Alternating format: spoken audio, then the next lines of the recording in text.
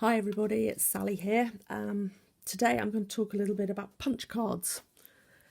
Trying to explain a bit about what they are, the differences between the two major types of punch card, and how to recognise which cards will do which pattern, etc, etc, etc.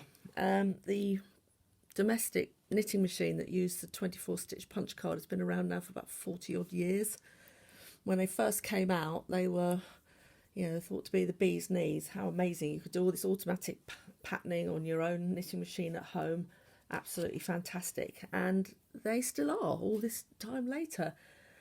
Other people have moved on to electronic machines. I've had an electronic for a couple of months and then got rid of it. I'm quite happy to stick with my punch card machines, and whatever you do, don't ever feel that you've somehow got something inferior because you've only got a punch card machine. That's absolute nonsense. They are fantastic, and I think I could never exhaust the possibilities of what my machine can do, even if I live to be 140, which is not likely. So there we go.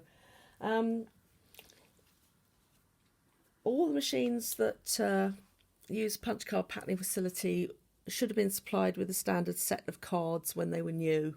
Now, obviously, a lot of you these days are buying up second-hand machines, and sometimes you get your cards with it, sometimes you don't, or you get a great big bag of cards that the previous owner accumulated, and you've got no idea what's what.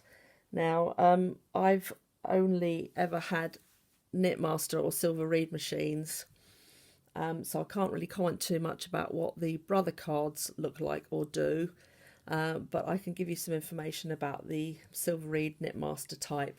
Now, these machines are also known as Studio and Singer and Empeisel, but what I'm talking about here is the machine that uses the drum patterning mechanism on the back of the carriage. Which, if I move this over, it's these things that twiddle around at the back. And just sticking back. I'll put that back on a minute, I can't see what I'm doing.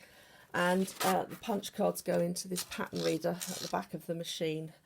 It reads the punched pattern from the card, transmits that information into the drums at the back of the carriage, and then the sub drums inside the carriage then tell your needles what to do, depending on what setting you've got on your cam lever on your machine. Back here, the Silver Reed type machines have the patterning instruction on this cam lever here. The centre one is stockinette, and you've got punch lace, fair isle, slip and tuck. And it's, say, the drums at the back of the machine here are picking up the pattern information once you've got a punch card in there, and it's telling the carriage what to do. The brother machines have a drive belt at the back, somewhere along the back here, and you've got different buttons and levers on your carriage that tell the machine what to do. But fundamentally, the cards are the same. The only significant difference being the lace carriage. We'll talk a little bit about that later. Now, let's have a little look at the basic set of cards. In the latest iteration of the instruction book for the SK280, it tells you in there on page 17 what the different punch cards do. I've put that onto an Excel sheet which is in our files, and I don't think there's been any significant changes to what these cards do over the years. So if you've got an older machine, I'm about 99.9% certain that card 1 will still do fair isle, tuck stitch, weaving, punch lace, etc, etc, etc. So if you haven't got a manual for your machine, they are all available these days off the internet. Go and Google it and go and download it, and then you'll have this information in here. And you should have got a set of 20 cards that came with your machine. This is my basic set for my SK280, and there are all my cards. And they're all numbered. Number 1, 2, 3, etc, etc, etc. If you buy a ribber, you then get a separate set of cards to do exciting things with the ribber. And you can identify the ribber cards because they have an R on them. Number 1, R2. And likewise, if you have a lace carriage, the lace cards are L's. Lace card L1. So that's how you can differentiate between the 3 basic type of cards that come with the silver reed machines. Those are the ones that come supplied with the original equipment. Now additionally, you can get extra sets of cards. Now somewhere I have got a list of what all the numbered cards do, and I will try and find it and either scan it in or copy it up and put it up on the files for you. This is an example of one that I bought off the internet. It's series 57. The punch card numbers are 281 to 290. There's 10 cards in this set, and they do punch, tuck, rib. And the little card that comes with them shows you all the different patterns that they do. And the cards are numbered on as previously, with the numbers down here. So that's the additional numbered sets. Let's put some of these away and start looking at the anatomy of the basic card. Let's have a look at card number 1, which, if I look on my thing, tells me it will do fair isle, tuck stitch, weaving and punch lace. So there's your punch card, and in addition to having the card number down here, you'll notice that it's numbered up the right hand side, and there's also a letter down in the bottom right hand corner, letter A. If you turn the card over, you'll find B. Go back to the other side, turn it up the other way, you'll find C. Turn it over again and you'll find D. Now, for most cards that do a symmetrical pattern, the ABCD orientation isn't that important. However, if you are doing something like a single motif, you might want to take note of the orientation of your card, because if you put it up the wrong way, you'll either get something upside down or around the wrong way, or doing something you're not expecting it to. So again, in the manual, it explains the orientation and the differences as to how the patterns will appear according to whether you put the A corner in, where is it? Feed the card in with the A corner at the bottom right, or B or C or D. So that is the point of those little letters on the bottom right hand corner of the card.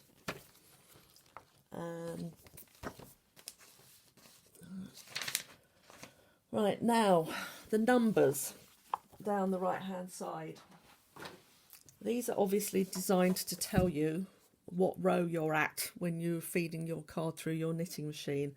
And I think this is probably one of the things that confuses most new knitters, because as you probably noticed, the first row after the two fully punched rows at the bottom are for the purposes of joining your card into a circle on the machine. So ignore those first two. This one here is the first row of the pattern. Now see, that's row 1, but number 1 appears a few rows further up on the right hand side. This is because when you feed your card into the reader on your particular machine and wind it down into the machine, you wind it down until cut number 1 appears on the right hand side there, and then lock your card. And your card is then set up to knit row 1, which is 5 rows down inside your card reader if you're on a Silver Reed Knitmaster machine. The Brother machines, it is 7 rows down. So I've got a Brother card lurking around here somewhere, a blank one, and I'll show you the difference. Hopefully you can see that. Is that there is row 1 on a Knitmaster card, Silver Reed card, but row 1 on the Brother is 2 rows further up. So you have to count 7 rows, 1, 2, 3, 4, 5, 6, 7, and then there is row 1 on your brother card here. These, it's 5 rows down. So doesn't mean to say that you can't use silver reed cards on a brother machine or vice versa. You can, you just need to be aware of that difference in the starting row. A little tip from me, I was given a set of brother blank cards a while ago, and I obviously use a silver reed machine, so all I did on mine was I punched an extra 2 rows right the way across the bottom here, cut the bottom off the card, and then started so that row 1, 5 rows up instead of 7. I was able to do that because obviously this pattern that I was intending to knit was less than 60 rows long, so it still fitted on the card, but I think you can probably see there that this card is just it's now a little bit shorter than the original one because I cut the 2 rows off the bottom. So when you're punching your own card, or you need to make sure that you allow 2 rows fully punched at the bottom and at the top, so that when you put it in the machine you can overlap those and join it together to make a circle for continuous knitting. What else do I need to say? Right, so how to identify what card does what? Well, by the way, another useful hint is I have a long piece of black card that I keep with my punch card so that I can see what I'm looking at on a nice black background. If you've got a motif card that you're going to knit in 2 colours, Fair Isle pattern, that's fairly obvious, it's fairly straightforward. Sorry, my dog's fiddling around making the camera shake. Bob, go away. Yeah, so where was I? Fair Isle, single motif, it's fairly obvious what that one is going to do. To find my original set again. And if you've got a symmetrical pattern, here is card 2. Card 2 again says it could be used for Fair Isle, slip stitch, weaving and punch lace. So you can use it for any of those options, but it's not suitable for tuck. And why isn't it suitable for tuck? Well, on tuck stitch, tuck cards are very easily identifiable. Oops, sorry, done again. Very easily identifiable because they have lots of punched holes. So this is a typical tuck card. It's nearly all punching. This is because the punched holes are the ones that knit. The ones that aren't punched are the ones that tuck. And you cannot have 2 tucking needles side by side to one another on a tuck stitch pattern. So if I were to try to tuck with card 2, it wouldn't work because there's 2 needles side by side there that will knit, and then 2 that will tuck side by side to each other, so that will not work. Other than that, you say you can use that for all sorts of different patterns. Sometimes it's worth just getting a couple of cones of yarn and setting aside an hour or 2 and just having a little play with what all the different patterns will do. And you sometimes come up with something that you weren't expecting that looks quite pretty. Number 3, this is famous card 3, one that you see always. Always. Everybody knits card 3 at some point in their life. There's a whole book written about what you can knit with card 3. You wouldn't believe, there's about 120 different variations of patterns that you could knit just with this one punch card. It will knit tuck. You can also use it to knit Fair Isle. I think we'll also do slip, number 3. Slip stitch, weaving, yep, all of those things. And so on and so forth. Here's a typical single motif card here out of the standard set. It's obviously got a rather strange looking teddy bear nonetheless. That's fairly obvious as to what he's going to do. Some of them, again, little flowers, you're not going to be doing slip stitch or tuck stitch with that. That's a single motif pattern. But the ones that have the asymmetric designs on them usually are the ones that are the most versatile. This one will work with tuck because the unpunched ones that are going to tuck, there's never more than one stitch in a row that's going to be tucking, so that one will work as a tuck pattern. Also looks lovely in slip, great as a weaving pattern. So and you know, it's worthwhile having a little bit of an experiment. But so the cards are very, very versatile as to what they can and can't do. As I say though, for the basic set, this sheet is in our files. It will tell you what will do what. Right, next thing. After a while, you're obviously going to get fed up with the basic cards that come with your set, and you're going to want to punch your own cards. So that's perfectly possible. And to do that, this time, you're going to need some blank cards. Now, blank cards should be fairly easily available on Tinternet. I happen to have got a few here. This one is a brother card, like I said before. This one will go on my Silver Reed Knit Master Machine. So the only difference between the two of them is this numbering up the right hand side, which gives you the difference to the start row. So other than that, they're completely interchangeable. If you want to punch your own pattern out, I find the easiest thing to do is to get the aforementioned bit of black card, put your nice blank card over it. I'm going to find one that I've just got a little bit left over. I don't want to mark the new card. I had a piece just now. That's what the dog's eating it. Well, I use a 12-stitch one instead. And then I get a Sharpie pen and I'll just mark out my pattern, making little black blobs. So if I want to do every other one along there, mark it, and then the alternate one on the next row, might mark it, or I could mark out a block up here, any design I want. There are thousands and thousands of pattern books out and about for you to copy punch card patterns from. This happens to be an Iris Bishop one, and on here she's talking about making a little tuck stitch card. But you can see here that she's only put down 4 rows of the pattern, all the row punched and then alternate ones, and then again the next row they're all punched, and then on the 4th row alternate ones, but in between the ones that were punched before. And you just copy that onto your card, and you need to repeat it until you've got enough there so that when you fed your card into the machine, you can join it in a circle.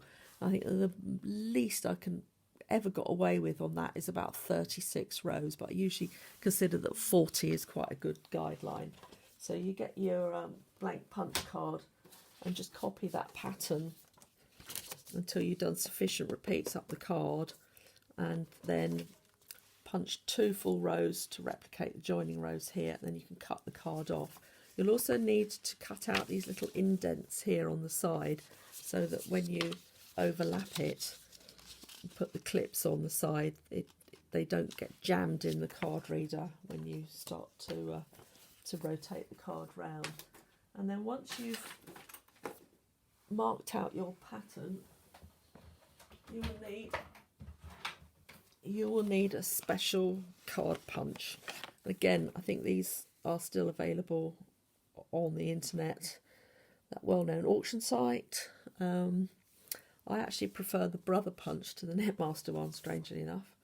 But it's got the punch actually punches the hole to the correct size, and it's got like a little locator pin. I don't know if you probably can't see it on here, under there, that picks up these little guide holes in the blank card, and then all you do is put the card on there and punch it, and it will pick up the little guide hole and punch the hole there.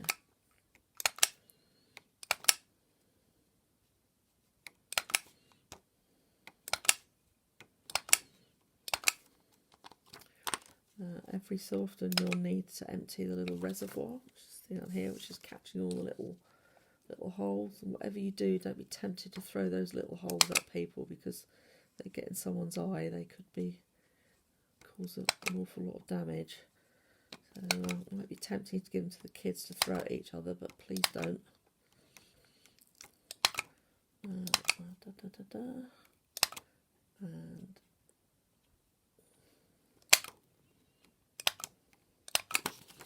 And if I put that down on my bit of black paper, you can see the pattern that I've punched out. If you make a mistake and punch out the wrong hole, don't panic. What I normally do is I just get one of these little discs back out of this little reservoir at the bottom of my punch, and then on the back I put it back in place and stick it down with a bit of sellotape. And then if the sellotape then overlaps the guiding holes in the adjacent rows, I just get a pin and poke it through to make a new guide hole, so that I've stuck my little disc back onto into the place where I made a mistake on the punch.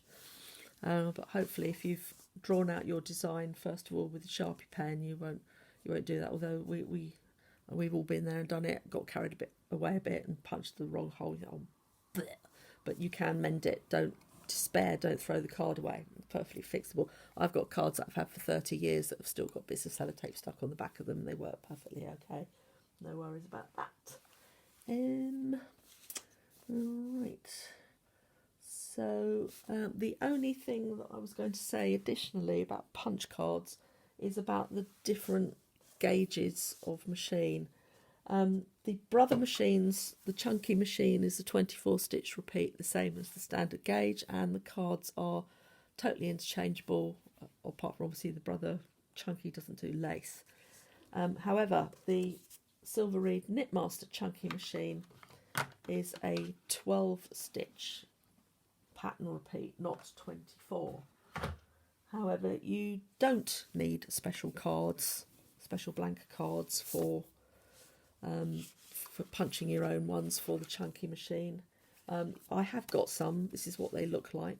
Oops, it's upside down.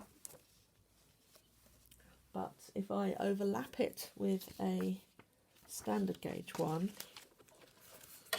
you will see that they're actually exactly the same size, and the only difference being that the chunky one has obviously got 12 columns of guide holes instead of 24. But if you want to use a 24 stitch card, you can, and the rows you will need to punch in, starting from the right hand side, will be the first one, then miss one, then that's column 2, miss one, column 3, etc, etc, etc. So you just be punching your pattern in every alternate column instead of every column. The other difference, obviously, then, because you're using the column that always starts on the right hand side, is you cannot turn the chunky punch cards up the other way, because of course your first column is then not the first one here, it's the second one in, so you'll stick that in your card reader and it won't find anything. So I've done it, believe me. I've sat there and thought, why the bloody hell isn't this working? It's like, what's going wrong with my card? It's because I put the card in upside down.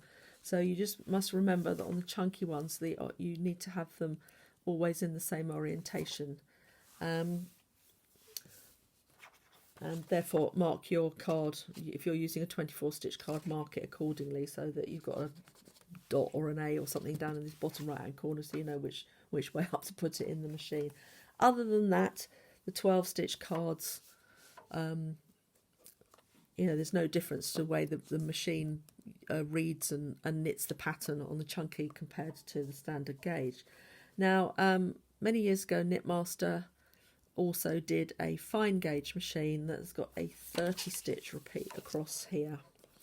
Now, I think you can still get 30 stitch repeat cards, but the holes that are actually punched on the card, I believe, are smaller. So you also need a special punch, because if you use the brother punch, the holes will be too big. So just be wary of that if you've got a fine gauge machine and want to punch your own cards.